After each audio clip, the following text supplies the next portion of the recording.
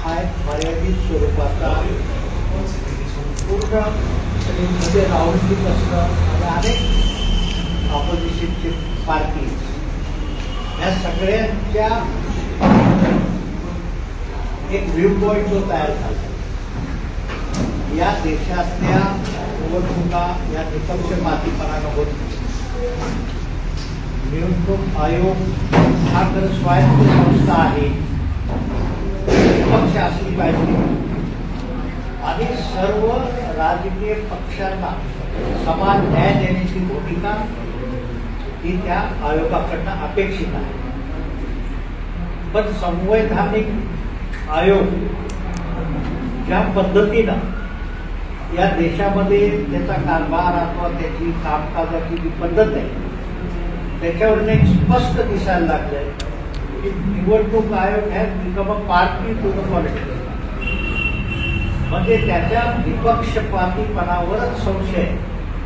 हा फक्त राजकीय पक्षांना नाही तर सर्वसामान्य लोकांना सुद्धा एक अविश्वासाचं वातावरण तयार झालं आणि हे निवडणूक आयोगासारख्या एका संविधानिक संस्थेला हे योग्य वाटत नाही आणि हे स्वागतार्ह नाही. म्हणून त्यांनी त्यांची क्रेडिबिलिटी इस्टॅब्लिश करणं हेच महत्वाचं आहे. कारण जसं न्याय व्यवस्था आहे तशीच ही एक संविधानिक संस्था आहे आणि संपूर्ण लोकशाहीची दिशा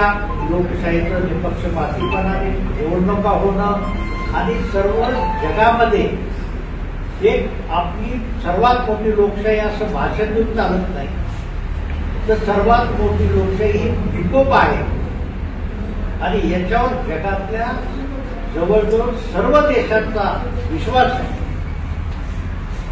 एक आदर्श लोकशाही म्हणून भारताकडे पाहिलं जातं. ज्यावेळेस स्वातंत्र्य मिळण्याच्या पूर्वी सुद्धा एक वर्ग असा होता की तो म्हणत होता की हे लोकशाही चालू शकेल का भारतात. चर्चिल म्हणायची की हे गंडर आहे, यांना स्वातंत्र्य देणं म्हणजे हे टिकू शकणार नाही, चालू शकणार नाही. पण या सर्वांना खोटं ठरवण्याचं काम या देशातल्या सर्वच राजकीय पक्षांनी, पत्रकारांनी आणि सगळ्याच मीडिया असेल ज्या काही संविधानिक संस्था आहेत त्याने आपली जिम्मेदारी स्वतः उचलली आणि आम्ही सुद्धा यशस्वी लोकशाही चालू शकतो हे आपण सिद्ध केलं. पण दुर्दैवाने या 10 वर्षामध्ये या देशामध्ये एक अशा पद्धतीचं वातावरण तयार झालंय की जगामध्ये आणि देशामध्ये एक संशयाच्या दृष्टीनं तुमच्या निवडणुकाकडे आता पाहायला किंवा या निवडणुका या खरंच लीक होतात, मॅनिप्युलेट होतात का त्या निपक्षपातीपणाने चालतात याच्याबद्दल सगळ्याच वर्गामधनं एक संशयाचं वातावरण तयार झालं. आणि मग काँग्रेस पक्षाने खरगे साहेब असतील, राहुल गांधी असतील आणि आमच्या इंडिया ब्लॉकचे सर्वच पक्ष असतील आणि जे जे लोकशाहीला जिवंत ठेवावं,